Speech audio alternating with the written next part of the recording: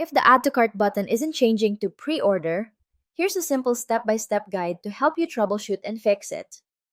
First, let's check the product status in Pre-order now. Go to the Pre-order product section. Search for the product that's causing the issue. Make sure the status says Enabled under Pre-order status. If it doesn't, open the product or variant. Under the Status section, click on the Enable button. Next, if the pre-order is enabled but the button still isn't showing, it might be because Pre-order now can't find your Add to Cart button. Let's fix that. For this step, you'll need to be comfortable with HTML or CSS. Open your product page in your browser, then right-click on the Add to Cart button and choose Inspect Element.